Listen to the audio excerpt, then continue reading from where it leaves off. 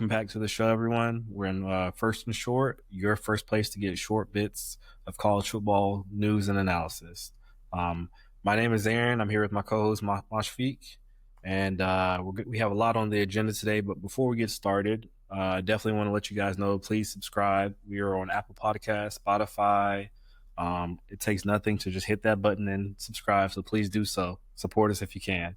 Yeah, Aaron, you weren't here last episode. I'm glad you're back, by the way. But we're over 100 now.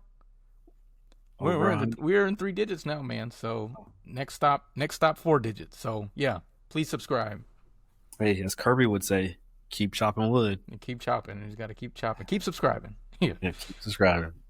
Alrighty. So on the agenda for today, we're gonna go over some NCAA news that just kind of broke. We're gonna go over some games for the weekend. We're going to go over, the perfect weekend where you can be a couch potato and just ride away and watch football. And then lastly, we're going to do some deep dives into those big games of the weekend. With that being said, Mash, I believe you're going to brief us on what just happened recently. Yeah, so earlier this week, the NCAA, they passed some dates for a one-time only college football transfer portal situation. So earlier this year, the news dropped that they're talking about it or whatever. But, on Tuesday this week, they mentioned that it's going to be the 2025-2026 transfer portal. It's only going to last 15 days. It's going to span from January 2nd to January 16th. The players will have to enter during this time, but they don't necessarily have to commit anywhere just yet. The obvious questions that come up that we discussed last time as well is, the teams that are still in the playoffs, what are they going to do? So the players on those teams, they still have 5 days to enter the portal, starting the day after the team's final game of the season, right? So it's kind of a staggered approach. I imagine that coaches and GMs at all these teams, they're going to wait and see who leaves teams before they start making final decisions. So that's what I would do anyway. And then there's still rules about, like, if your coach gets fired, when can you enter? If you're, what other? I guess there's other rules, but all these situations are kind of laid out in this new kind of schedule. So, I know, Aaron, you were doing some stats. I think this will cut down on some of the bad effects of the transfer portal. Aaron, I think you pulled up some numbers on, what we've kind of seen over the last few years and what it might cut down on. Sure. So, just kind of looking at a high-level view of 2024 and the football transfer portal cycle, roughly 3,300 players entered the portal in 2024, right? Mm-hmm. Players that actually committed to a new team, 2,281. So that's roughly 69% of players, nice. Who who actually were able to commit to a team in the off season. What does that say? What is that saying? You have a roughly 28% of players who are still uncommitted or did not find a team by the start of the new season. I think this is what leads to so many players reclassifying these days. Hopefully, so many young players come in. That's why Ryan Williams, 17 years old. That's why he's playing on Alabama, because players are just disappearing. Players are just like Thanos. They're just disappearing out the league. Exactly, right. And so, another statistic I pulled up, we call it the Power 4 Exodus, right? So historically, nearly 60% of the players who enter the portal come from Power 5 schools, but only about 50% of those who complete a transfer actually end up at another Power 5 school. So, ultimately, there's also a downward trend. As high as 60 to 60% of student athletes who successfully transfer are moving to a lower level of competition. So overall, so they move from like the power level down to the group of 5 level or something like that, right? Sure. So, they're going from a Georgia to a West Georgia, right? Yeah. Just to give you a practical example. It's hurting the sport. I'm glad the window, is concluding, or it takes place at the conclusion of a season. It gives, kids a little bit more time to think about the decisions they're going to make. With all the changes college football has these days, I can only imagine the pressure you know, I mean, they're still kids. These kids have to make on Yeah. a on a day to day decision basis. Yeah. So I think it'll be good. I think it'll bring some stability to the sport. Let's move forward into how we can all be couch potatoes this weekend. We want a great amount of games. We actually had to cut some games that we wanted to talk about because there's just too many. Um, right. So let's start Saturday at noon. We have number one Ohio State going up to Illinois. This will be one of our deep dives, so we'll provide our picks on that later. Another noon game is Alabama at number 8, Alabama at number 14, Missouri. That's gonna be a great one. These are all ranked teams. Illinois and Missouri, welcome to the party. Saturday, 3:30. I practiced this since the last episode. Red River rivalry.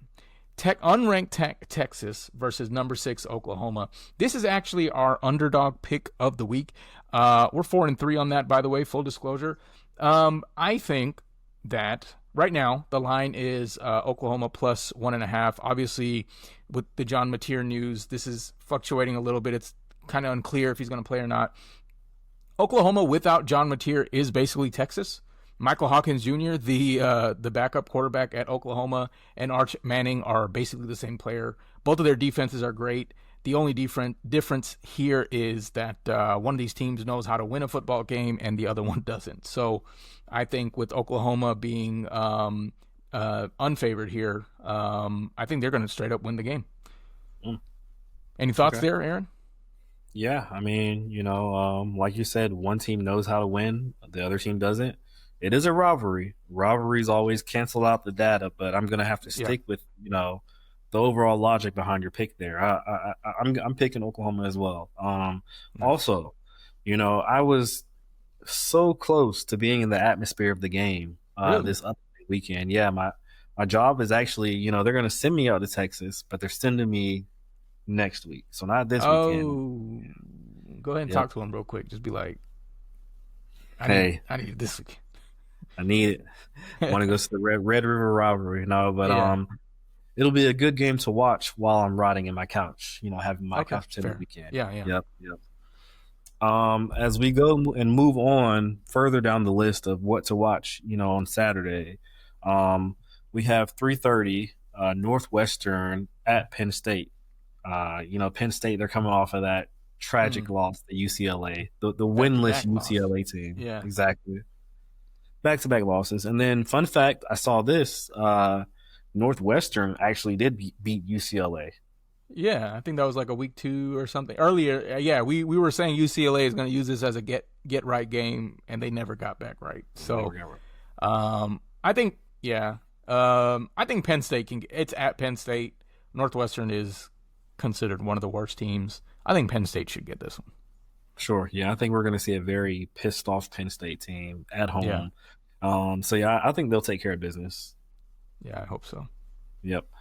Next on the list, another 3:30 game. So many games to watch at 3:30. You just have to keep the remote in your hand and just flip Yeah. every 30 seconds. Eight bucks the TV. A-box. That's right. That's right. We have number 7 Indiana going to number 3 Oregon. That is going to be another deep dive game we will talk about later. So we'll provide input and insight on that later. Um, the last 3:30 game, I swear. Virginia Tech, they are going to number 13 Georgia Tech this weekend. We have this on our list. Just my personal opinion. Georgia Tech has not fully proven that they are a legit team. They're not fully on my radar yet as being a legit team. So I want to see how well they do in all of these conference games they play throughout the season. Yeah, I Yep. would say. Well, what's your pick, or do you want me to go first? You go first, and then I'll add to it. Okay. Yeah, I agree with you. Georgia Tech has shown great flashes. I think by the end of the season, Haynes King will probably only have like one elbow and one knee left. The way he plays, but I have even less confidence in Virginia Tech. So I think Georgia Tech will take care of this one. Mhm. I think they're going to have a little bit of struggles throughout the game, but I also agree Georgia Tech will take care of this game. Nice. And then Saturday at 4:15, we have Arkansas going to number 12 Tennessee, going to Rocky Top.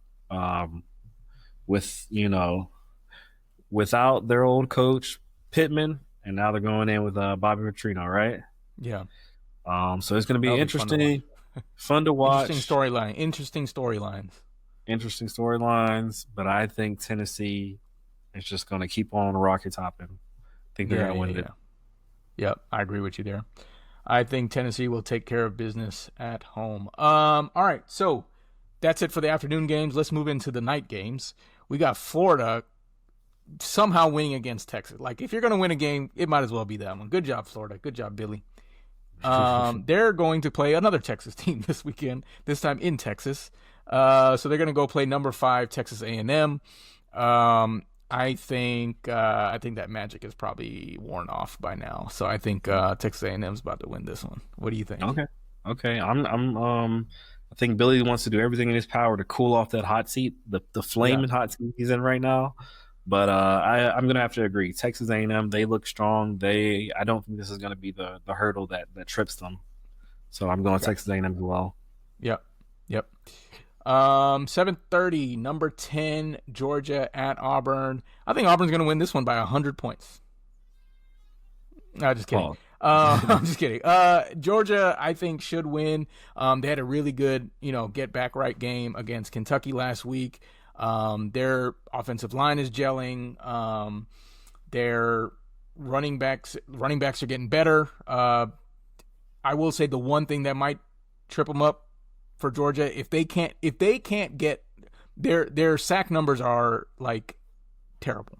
If they can't get to Jackson Arnold, then this team has deeper flaws than anyone realizes. But I think all that aside, I think Georgia will be able to win this one against Auburn. Yep. I'm gonna agree with you there. Georgia will win. I think this is a game to where they're not playing out of desperation, trying to do everything to win, but it'll be good enough competition to, sharpen iron and get better in conference play. Yeah, against a quality team. Yep. All right. So same time, number 15 Michigan at USC. Really interested in this one. I'm getting. It's hard to read what kind of team USC is. Their scores have been all over the place based on their last few games. This is actually another underdog pick of the week that we wanted to make. Number 15 Michigan is playing against unranked USC. Michigan, I think, has played better competition. And Michigan is they're being given 2.5 points, so they're the underdog by 2.5 points. I think Michigan's going to straight up win this game, so that's my other underdog pick. Looking at the past 3 games, USC has played Purdue. It was 33-17 against Michigan State. Michigan State scored 31 points. That's one of the worst teams in the Big Ten. And then Illinois actually beat them 34-32. So I don't know. It's kind of hard to read, like I said, what USC is, but I think we know what Michigan is. Michigan knows their identity. I think they're going to be able to win this one in California. Nice, nice. I think Michigan will win this game as well. Like you said, that they've had a chance to really develop, had some tough losses, but they were against quality opponents. I think they'll find a way to win. Yep. Yep. All right, last few games for the night. We got Kansas at number 9, Texas Tech.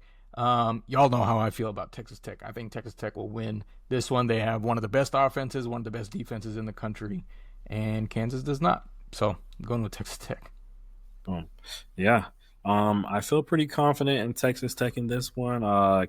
Kansas is not a terrible team. They've only lost 2 games, and they lost to Missouri. They lost to Missouri by 9, not a bad loss, and they lost to Cincinnati by 3. So they could be a team that'll put up a good fight.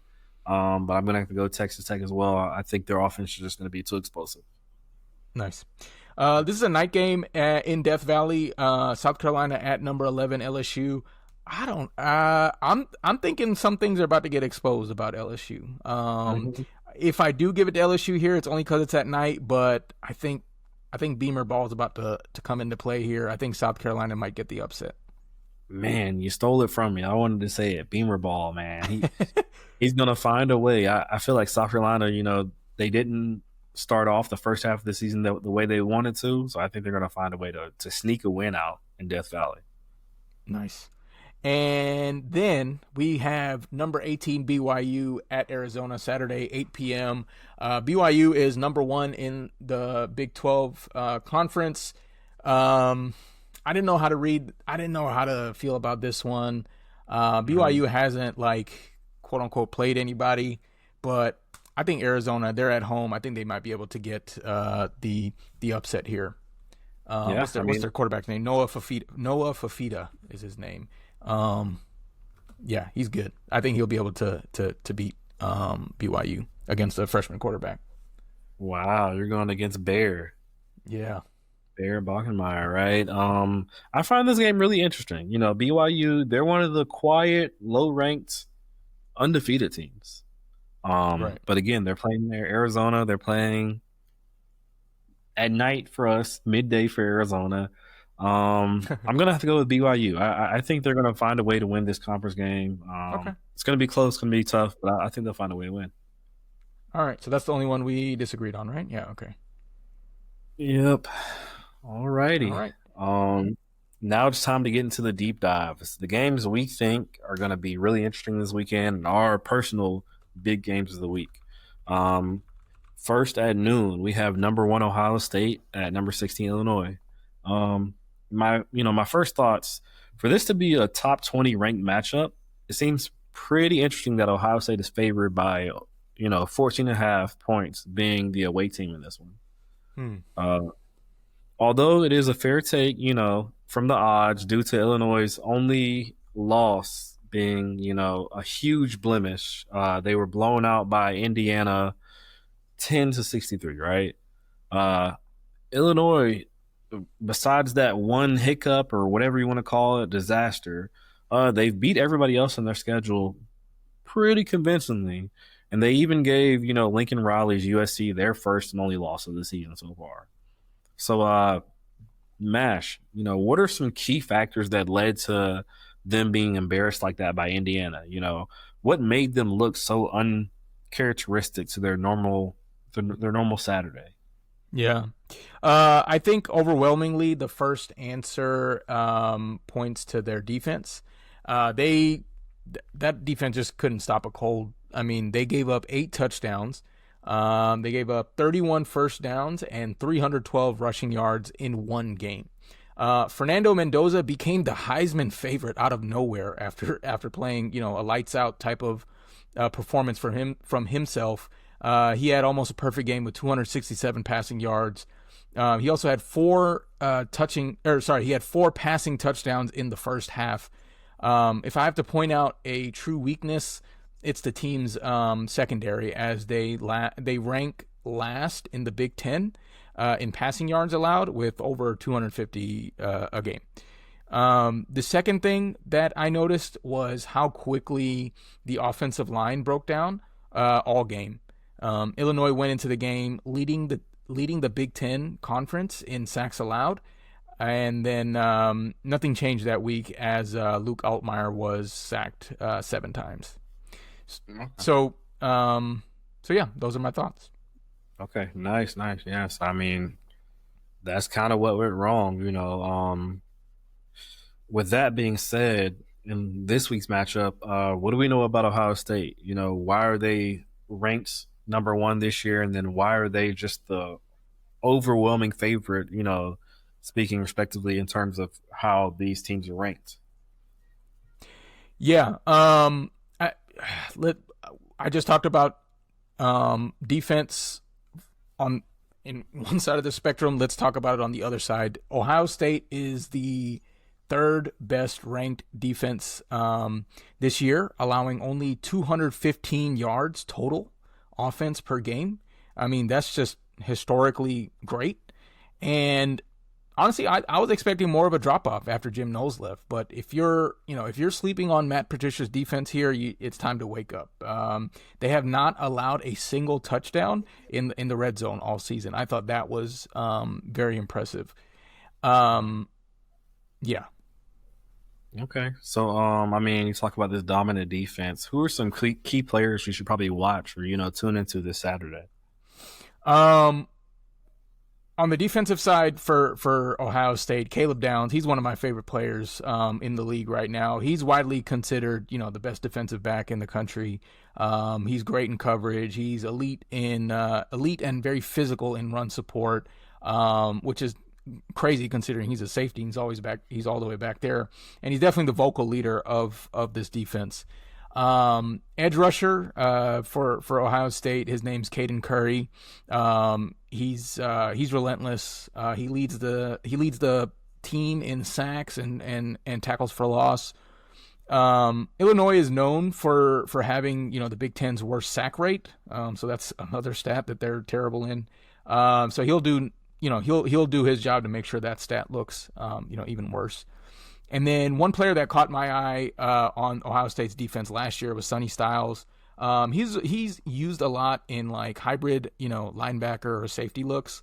But Matt Patricia, he uses him, everywhere on the defense. So he's going to be crucial in stopping, Luke Altmaier's, kind of mobility and Illinois' like RPO looks. So those are a few of the characters. Those are a few of the players that I would, kind of look out for.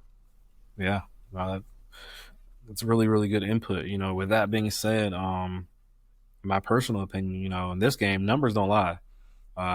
If Illinois, if they want to somehow score and keep up with, Ohio State's Julian Sayin production numbers, they're going to have to be perfect. And honestly, I don't know if I see that happening.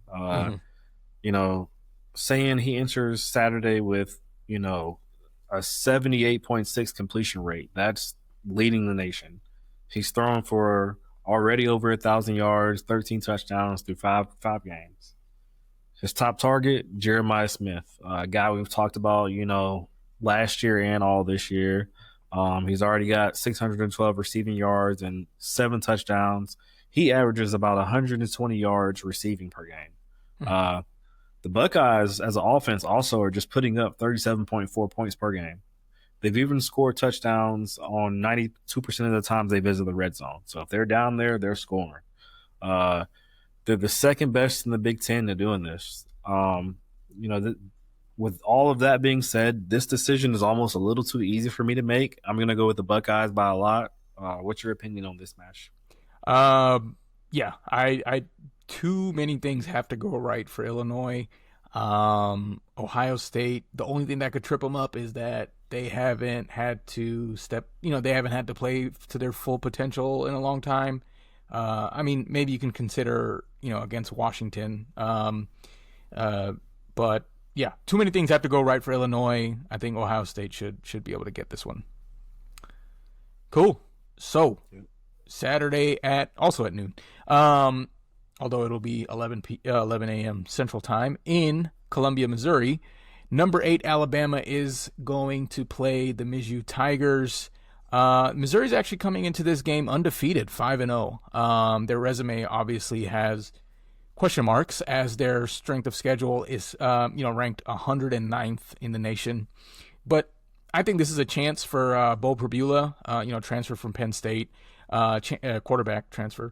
Chance for him and Ahmad Hardy to show the country what this team is made of, what these guys are made of. Let's start with Ahmad Hardy. In the SEC, he has the most yards and the most touchdowns as a running back. In the entire country, he has the most yards, and he's only second in touchdowns. So he's averaging a crazy 7.1 yards per carry this season with 9 rushing touchdowns.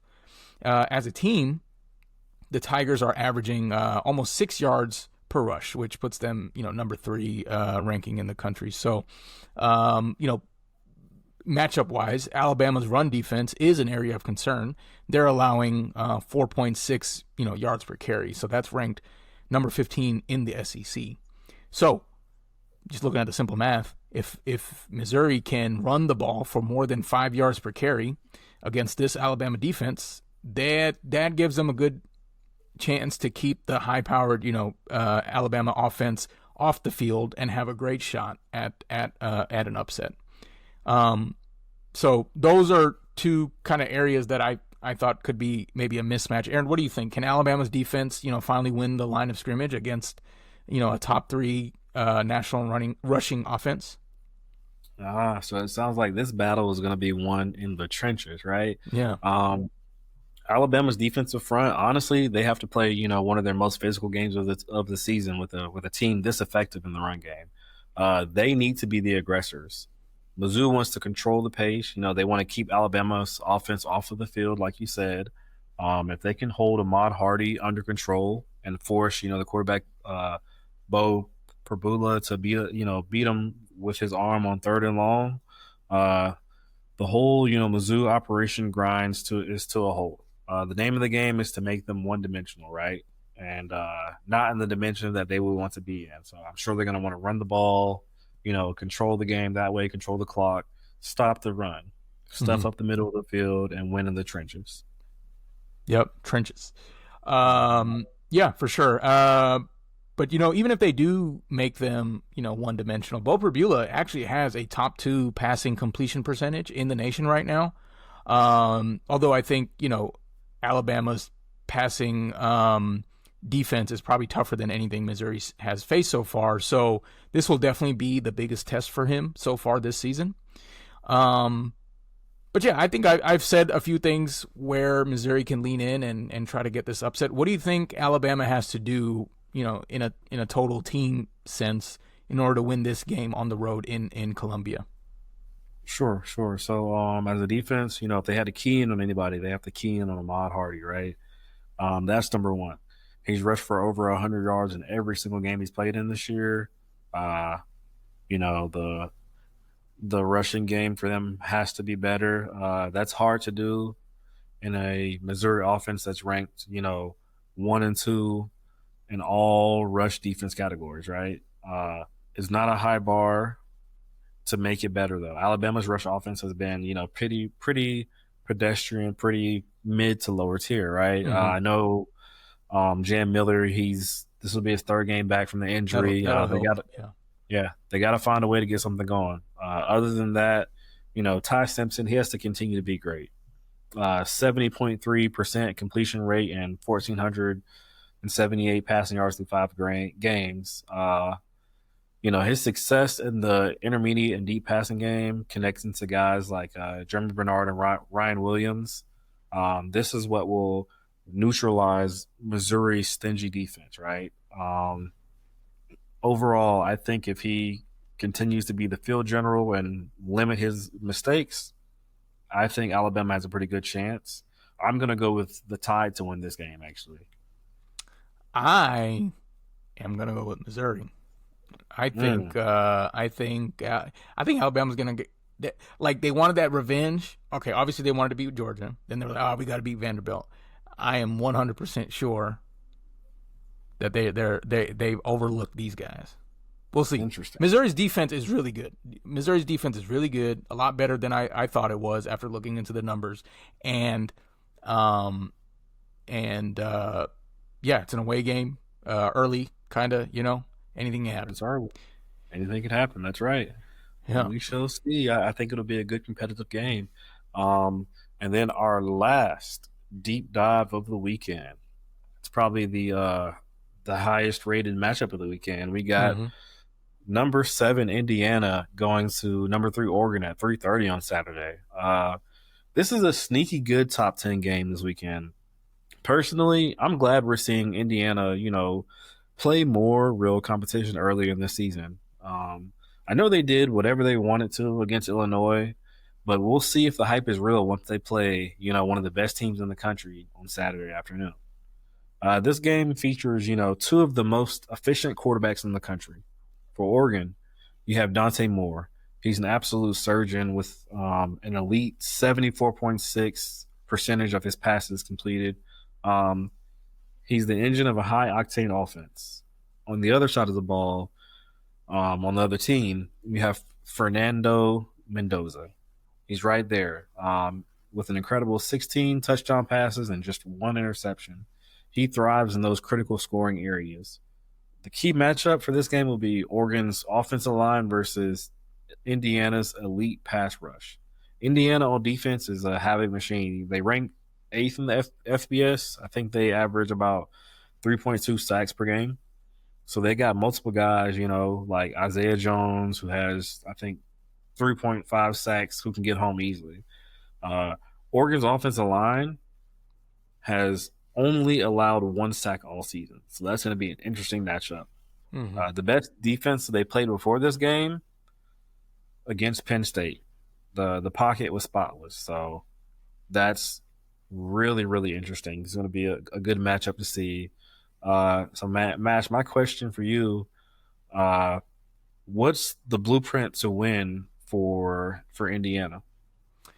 Yeah, for Indiana, I think we the closest that Oregon came to losing was last week, Penn State, 2 overtimes. So let's look at what Penn State did to almost win the game, right? So I think one of the main things was elite linebacker play, which is needed against a high-powered, not spread offense, but spread like offense, like Oregon likes to do.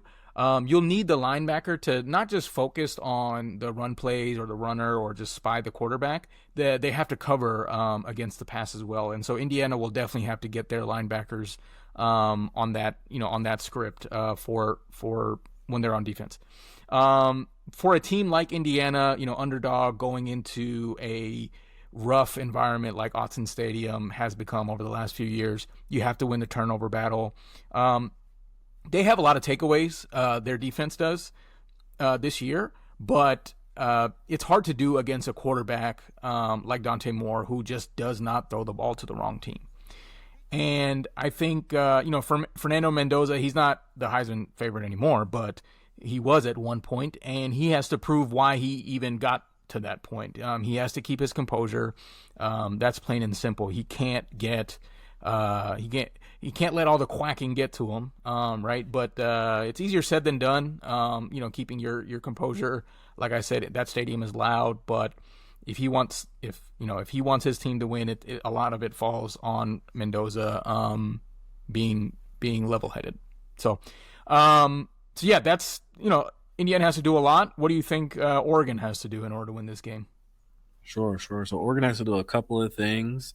Um, One key thing they really have to do is eliminate those explosive plays that Indiana hunts for.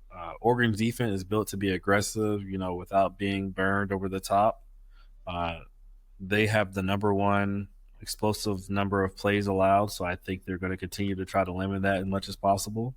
Uh, they also have to force, the Hoosiers to run for short gains. Um, Another thing they may have to do on offense is convert in the red zone. The Oregon offense has actually been pretty flawless in terms of finishing drives. So if they continue to do that, I think they'll be fine. They'll do well. Basically, they have to just stay the course, right? Do what you've always done to win games and continue to be efficient, successful. Don't allow anything big time to happen, and you'll win this game. And I think that's why I'm going to pick Oregon to win this one. What's your pick? Yeah, I'm going to pick Oregon as well. I think you said it best. Stay the course and do what you've always done. Indiana's going to have to do a lot. Oregon, just stay with the script and attack with that balanced attack that you've always had. And they should be able to overpower this one. Mm-hmm. All righty. Well, we shall see on Saturday. That's pretty much we all have for the show today, guys. We will be back Sunday to cover the results. We'll go over some key plays and see who our biggest winners and losers from week 7 are. With that being said, thank you. Thanks for watching First and Short.